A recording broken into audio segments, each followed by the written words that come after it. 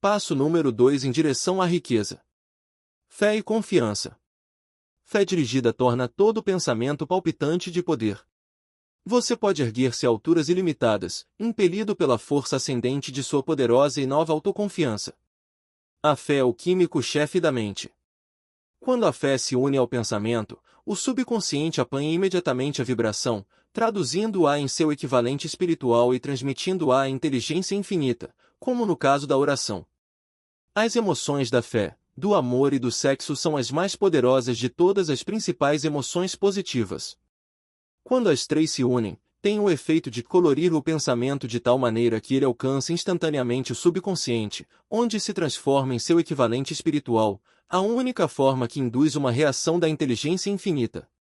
A fé aguarda que você a encontre. Segue-se agora uma declaração que lhe dará melhor compreensão da importância que o princípio da autossugestão assume na transformação do desejo em seu equivalente físico ou monetário.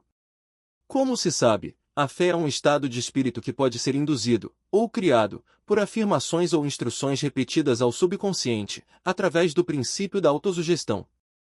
Como exemplo, considere o propósito pelo qual você está, presumivelmente, lendo este livro. O objetivo é, naturalmente, adquirir a capacidade de transformar o intangível impulso do pensamento do desejo em seu correlato físico, o dinheiro. Seguindo as instruções dadas no capítulo da autossugestão e nos do subconsciente, resumidos naquele capítulo, você poderá convencer o subconsciente de que acredita que receberá o que deseja. Isso agirá sobre sua crença, de modo que o subconsciente a devolverá em forma de fé, seguida de planos definidos para procurar o que deseja. A fé é um estado de espírito que pode ser desenvolvido à vontade, depois de dominados os 13 princípios, pois é um estado de espírito que se desenvolve voluntariamente, através da aplicação e uso desses princípios. A repetição da afirmação de ordens ao subconsciente é o único método conhecido de desenvolvimento voluntário da emoção da fé. Talvez o sentido se torne mais claro através da seguinte explicação, quanto à maneira como os homens se tornam, às vezes, criminosos. Nas palavras de um famoso criminologista, quando um homem entra em contato pela primeira vez com um crime, sente horror. Se permanece em contato com o crime por algum tempo, acostuma-se a ele e o tolera. Se fica muito tempo em contato com o crime, acaba por abraçá-lo e se torna influenciado por ele. Isso equivale a dizer que qualquer impulso do pensamento, que se transmite repetidamente ao subconsciente, é, afinal, aceito e processado pelo subconsciente, que começa a traduzir esse impulso para seu equivalente físico, pelo processo mais prático que consegue encontrar. Ligado a isso, considere novamente a declaração, todos os pensamentos emocionalizados, aos quais se deu sentimento, e misturados à fé começam, imediatamente, a traduzir-se em seu equivalente físico ou cópia. As emoções, ou a parte de sentimento dos pensamentos, são os fatores que dão a esses vitalidade, vida e ação. As emoções de fé, amor e sexo, quando misturadas a qualquer impulso de pensamento, dão-lhe ação maior que qualquer dessas emoções, por si só. Não apenas impulsos de pensamento misturados à fé, mas também aqueles misturados com qualquer emoção positiva ou negativa, podem alcançar e influenciar o subconsciente. Não existe o azar. Compreender-se-á, dessa declaração, que o subconsciente traduzirá para o seu equivalente físico os impulsos de pensamento de natureza negativa ou destrutiva com a mesma prontidão com que agirá sobre os impulsos de natureza positiva ou construtiva.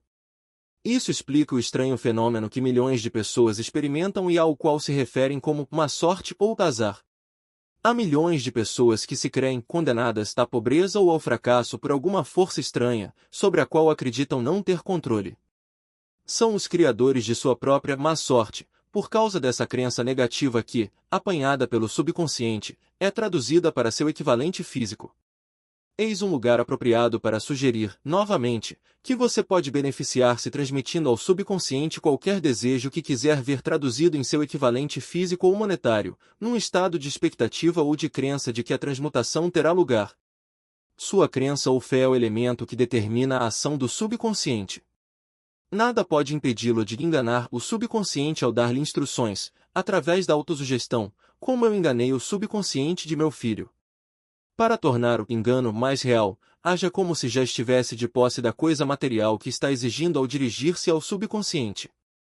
O subconsciente transformará em seu equivalente físico, pelos meios mais diretos e práticos existentes, qualquer ordem dada com fé ou crença em que essa ordem será executada. Certamente muita coisa já foi dita para dar um ponto de partida do qual, através de experiência e prática, se possa adquirir a capacidade de unir a fé com qualquer ordem dada ao subconsciente. A perfeição advirá pela prática. Não pode vir apenas pela leitura de instruções.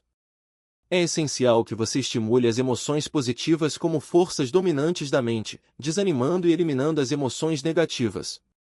A mente dominada por emoções positivas torna-se abrigo favorável ao estado mental conhecido como fé. A mente, assim dominada, pode, à vontade, dar instruções ao subconsciente, que serão imediatamente aceitas e seguidas. A fé dá poder ao pensamento. Em todas as épocas, os religiosos advertiram a humanidade lutadora sobre a necessidade de ter fé neste ou naquele dogma, ou nesta ou naquela crença, mas se esqueceram de explicar como ter fé. Não afirmaram que a fé é um estado de espírito que pode ser induzido pela autossugestão. Em linguagem acessível a todo ser humano, descreveremos tudo o que se conhece sobre o princípio pelo qual a fé pode ser desenvolvida onde ainda não existe. Tenha fé em si mesmo, fé no infinito. Fé é o elixir eterno que dá vida, poder e ação ao impulso do pensamento. Fé é o ponto de partida de todo o acúmulo de riquezas. Fé é a base de todos os milagres e todos os mistérios que não podem ser analisados pelas regras da ciência. Fé é o único antídoto do fracasso. Fé é o elemento, a substância química que, misturada à oração, permite comunicação direta com a inteligência infinita. Fé é o elemento que transforma a vibração comum do pensamento, criada pela mente finita do homem, em seu equivalente espiritual. Fé é o único instrumento através do qual a força cósmica da inteligência infinita pode ser dominada e usada pelo homem. Pensamentos que dominam sua mente. A prova é simples e fácil de demonstrar. Está envolta no princípio da autossugestão. Concentremos, pois, a atenção sobre o assunto da autossugestão, descobrindo o que é e o que é capaz de conseguir. É fato sobejamente conhecido que se chega a acreditar no que quer que se repita a si mesmo, seja a afirmação verdadeira ou falsa. Se um homem repetir sempre uma mentira, acaba por aceitá-la como verdade. Além disso, acreditará que se trata da verdade. Todo homem é o que é pelos pensamentos dominantes que permite que sua mente abrigue. Pensamentos que ele coloca deliberadamente na mente, que estimula com simpatia e aos quais mistura uma ou mais emoções, constituem as forças motivadoras que dirigem e controlam cada movimento, ato e feito seu. Pensamentos misturados a qualquer dos sentimentos emotivos constituem força magnética, que atrai outros pensamentos similares ou com ele relacionados. O pensamento assim magnetizado de emoção pode ser comparado à semente que, plantada em solo fértil, germina, cresce e se multiplica muitas e muitas vezes, até que a semente original se torne incontáveis milhões de sementes da mesma espécie. A mente humana está atraindo constantemente vibrações que se harmonizam com o que domina a mente. Qualquer pensamento, ideia, plano ou propósito que se retém na mente atrai uma multidão de parentes, acrescenta esses parentes à sua própria força e cresce até se tornar o senhor dominante, motivador do indivíduo em cuja mente se abrigou. Voltemos, agora, ao ponto de partida e informemo-nos de como a semente original da ideia, do plano ou propósito pode ser plantada na mente. A informação é facilmente transmitida. Qualquer ideia, plano ou propósito pode ser colocado na mente através da repetição do pensamento. É por isso que você deve redigir a declaração do seu principal propósito, ou objetivo mais importante, confiá-la à memória, repeti-la, em palavras audíveis, todos os dias, até que as vibrações do som tenham alcançado o subconsciente. Resolva destruir as influências de qualquer ambiente infeliz e construir sua vida bem ordenada. Fazendo um inventário das qualidades e deficiências mentais, você poderá descobrir que sua maior fraqueza é a falta de autoconfiança. Essa desvantagem pode ser superada, a timidez transformada em coragem, através do auxílio do princípio da autossugestão. A aplicação desse princípio pode ser feita por um simples arranjo dos impulsos positivos de pensamento, estabelecidos pela escrita, pela memorização e repetidos até se tornarem parte do equipamento de trabalho da faculdade subconsciente de sua mente. 5 passos para a autoconfiança. Sei que tenho a capacidade de atingir o objeto do meu propósito definido na vida, portanto, exijo de mim mesmo uma ação persistente e contínua para sua realização. Aqui e agora prometo empreender tal ação. Compreendo que os pensamentos dominantes de minha mente reproduzir-se-ão futuramente em ação externa e física, transformando-se em realidade física, portanto, concentrarei meus pensamentos por 30 minutos diários na tarefa de pensar que sou a pessoa que pretendo me tornar, criando, desse modo, uma imagem clara em minha mente. Sei, pelo princípio da autossugestão, que qualquer desejo que eu mantenha com persistência na mente procurará, no futuro, expressar-se através de meios práticos de atingir o objeto existente por detrás desse desejo. Portanto, devotarei 10 minutos diários para exigir de mim mesmo o desenvolvimento da autoconfiança. Já anotei uma descrição clara do meu principal objetivo definido na vida e jamais pararei de tentar até desenvolver autoconfiança suficiente para alcançá-lo. Compreendo perfeitamente que nenhuma riqueza ou posição pode durar muito sem ter sido construída sobre verdade e justiça, portanto, não me envolverei em transação alguma que não beneficie a todos a quem afetar. Terei êxito atraindo para mim as forças que desejo usar e a cooperação de outros. Induzirei outros a servir-me pela minha boa vontade em servi-los. Eliminarei o ódio, a inveja, o egoísmo e o cinismo, cultivando amor pela humanidade, pois sei que uma atitude negativa para com os outros nunca me trará sucesso. Farei com que os outros acreditem em mim, porque eu acredito neles e em mim mesmo. Assinarei essa fórmula, recomendá-la-ei à memória, repetindo-a uma vez por dia, em voz alta, com fé integral de que influenciará, gradualmente, meus pensamentos e ações, de modo a tornar-me uma pessoa autoconfiante e bem-sucedida. Por detrás dessa fórmula existe uma lei natural que até hoje ninguém conseguiu explicar. O nome dessa lei tem pouca importância. O que importa a respeito dela é que funciona, para a glória e sucesso da humanidade, se for usada de maneira construtiva. Se, porém, usada de maneira destrutiva, destruirá com a mesma facilidade. Nessa afirmação está uma verdade muito significativa, ou seja, aqueles que fracassam e terminam a vida na pobreza, infelicidade e desespero, fazem-no por causa da aplicação negativa do princípio da autossugestão. Pode-se encontrar a causa no fato de que todos os impulsos do pensamento têm tendência a se traduzir em seu equivalente físico. Você pode chegar ao desastre pelo pensamento. O subconsciente não distingue entre impulsos de pensamento construtivos e destrutivos. Trabalha com o material que lhe fornecemos, através dos impulsos de pensamento. O subconsciente traduz em realidade o pensamento atormentado de medo com a mesma presteza que usará em traduzir em realidade o pensamento impulsionado pela coragem ou pela fé. Assim como a eletricidade faz girar as rodas da indústria e produz serviços úteis se usada de maneira construtiva, ou estraga a vida se mal usada, assim a lei da autossugestão leva à paz e à prosperidade ou ao vale da amargura, do fracasso, da morte, de acordo com seu grau de compreensão e de aplicação dela. Se você encher a mente de temor, dúvida e descrença na sua capacidade de estabelecer um elo e usar as forças da inteligência infinita, a lei da autossugestão tomará tal espírito de descrença e o usará como padrão pelo qual o subconsciente traduzirá para seu equivalente físico. Tal qual o vento, que leva um navio para leste, outro para oeste, a lei da autossugestão irá erguê-lo ou derrubá-lo, de acordo com a maneira pela qual você arrumar as velas do pensamento. A lei da autossugestão, através da qual qualquer pessoa pode ascender a altitudes de realização que surpreendem a imaginação, está bem descrita nos versos seguintes. Se você pensa que foi derrotado, foi derrotado. Se você pensa que não ousa, não ouse. Se você gosta de ganhar, mas pensa que não pode, é quase certo que não poderá. Se você pensa que perderá, está perdido, pois fora do mundo percebemos que o sucesso começa com a vontade de alguém. Tudo está no estado da mente. Se você pensa que foi sobrepujado, é preciso que pense alto para se elevar, é preciso que esteja seguro de si antes, de poder ganhar um prêmio. As batalhas da vida não são sempre vencidas pelo homem mais forte ou mais veloz, mas, cedo ou tarde, o homem que vence, é o homem que pensa que pode vencer. Observe as palavras grifadas e apanhará o significado profundo que o poeta teve em mente. A grande experiência do amor. Em algum lugar de sua estrutura está adormecida a semente da realização que, se desperta e posta em ação, pode levá-lo a alturas que você jamais esperou atingir. Assim como o mestre da música pode fazer com que as mais lindas melodias jorrem das cordas de um violino, assim você pode despertar o gênio adormecido em seu cérebro e fazer com que ele o conduza para o alto, para qualquer objetivo que possa desejar alcançar. Abraham Lincoln fracassou em tudo que tentava até passar da idade de 40 anos.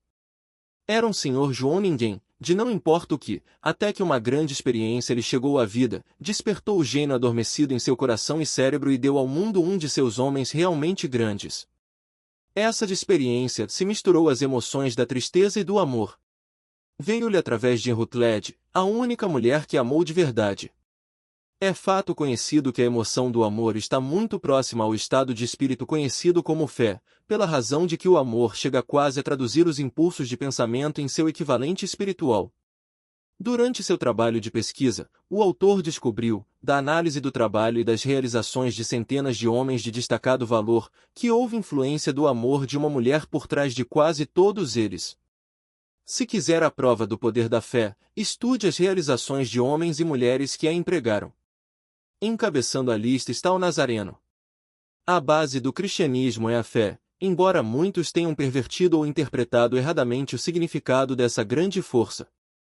A súmula é substância dos ensinamentos e realizações de Cristo, que podem ser interpretados como milagres, nada mais foi, nada menos, que a fé. Se existem fenômenos como milagres, eles só são produzidos através do estado de espírito conhecido como fé. Consideremos o poder da fé, como demonstrou um homem muito conhecido da época, o Mahatma Gandhi, da Índia. Nesse homem teve a humanidade um dos mais assombrosos exemplos das possibilidades da fé. Gandhi controlava mais poder potencial que qualquer pessoa viva em sua época, apesar do fato de não ter nenhum dos instrumentos ortodoxos de poder, como dinheiro, navios de guerra, soldados e armamentos.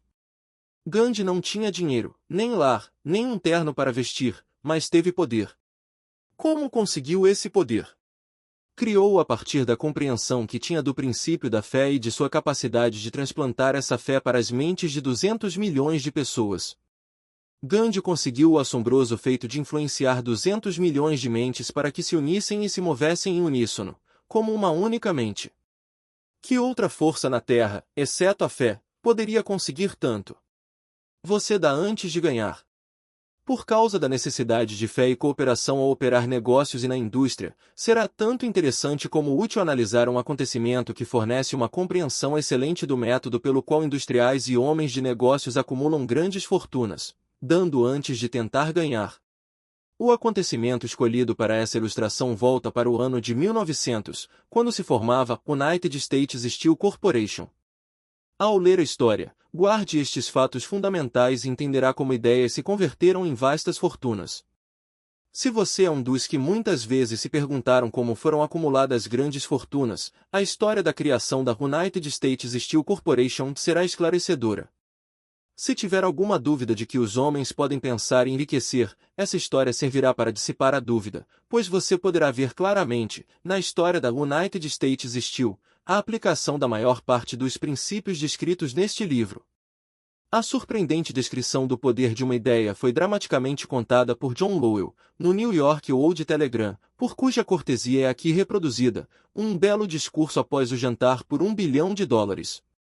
Quando, na noite de 12 de dezembro de 1900, uns 80 membros da nobreza financeira da nação se reuniram no salão de banquetes do University Club para prestar homenagem a um jovem vindo do Oeste. Nem metade dos convivas percebeu que seria testemunha de um dos episódios mais significativos da história industrial americana.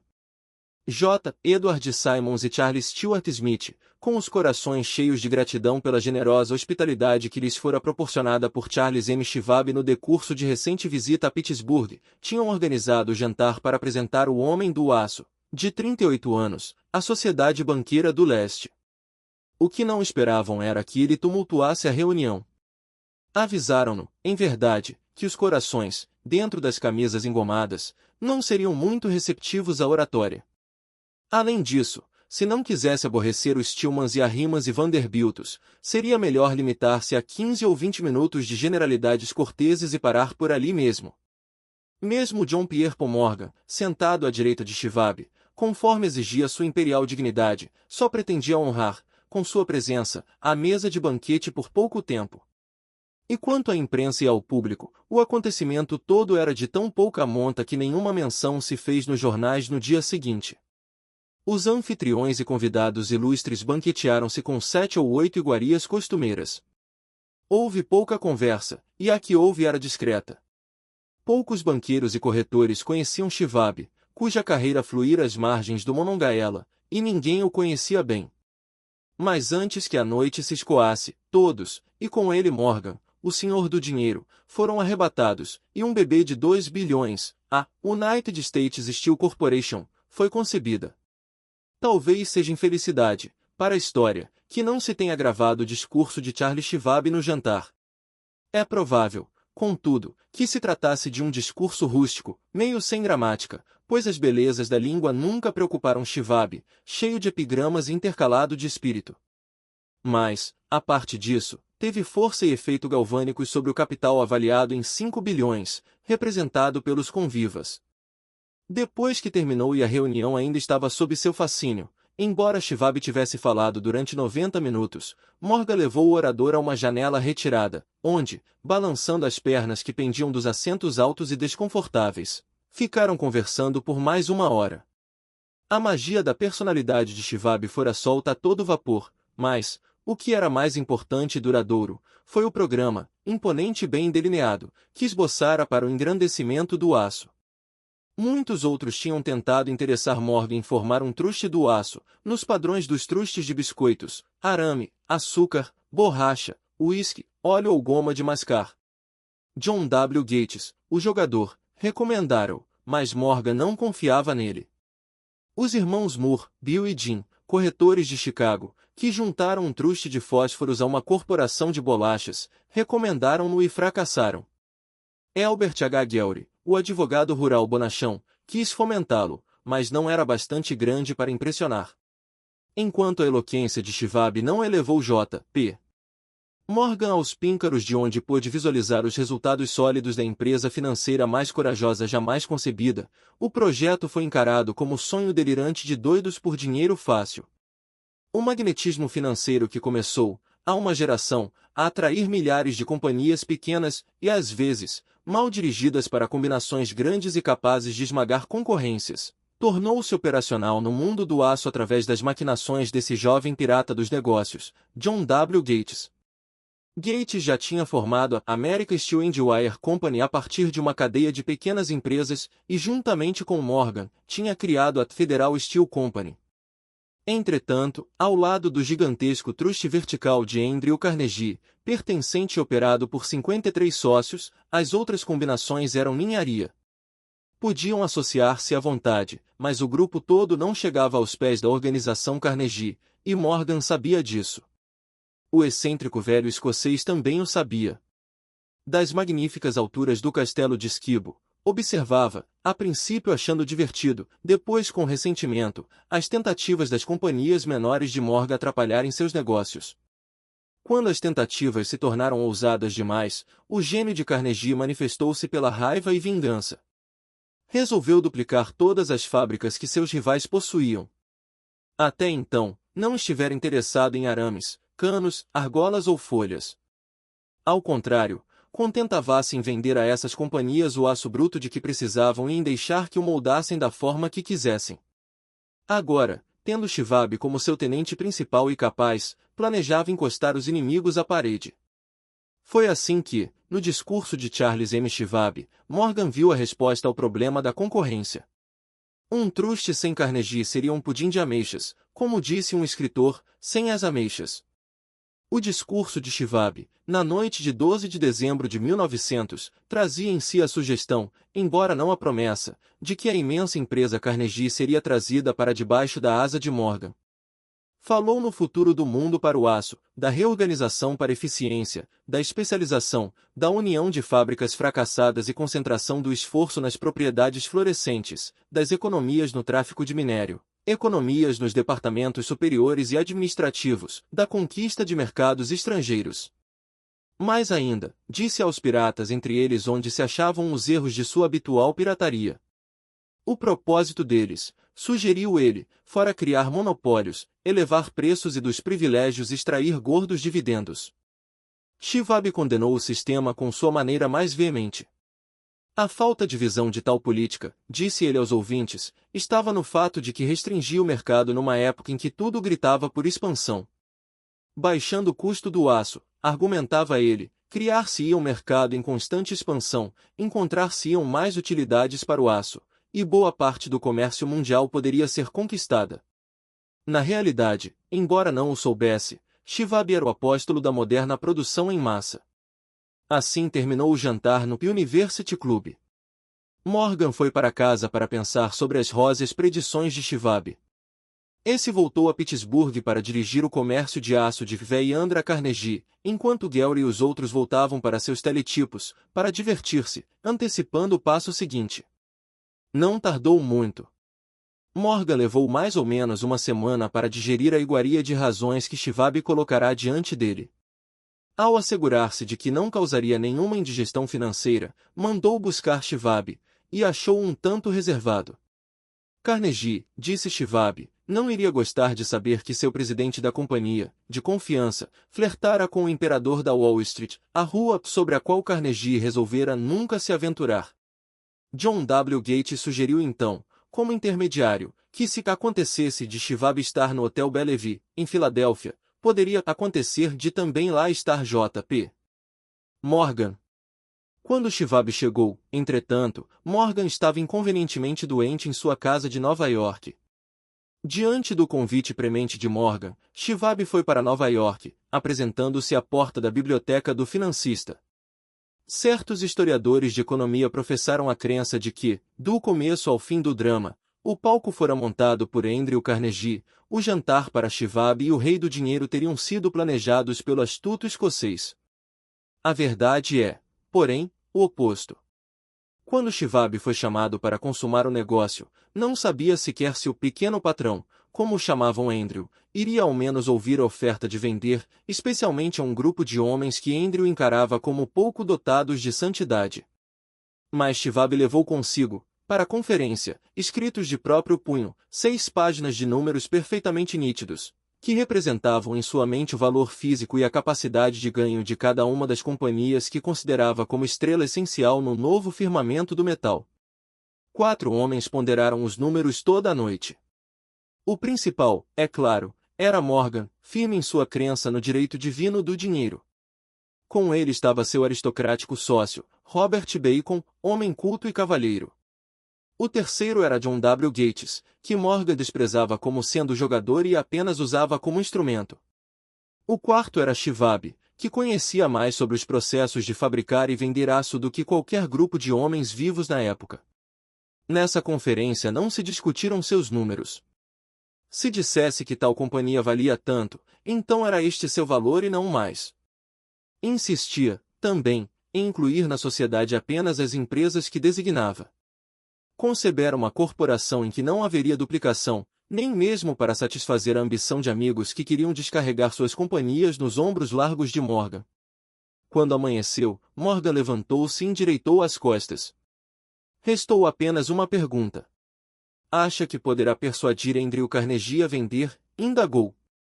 Posso tentar, respondeu Shivab. Se conseguir que ele venda, eu me encarregarei da questão, concluiu Morgan. Até ali tudo bem.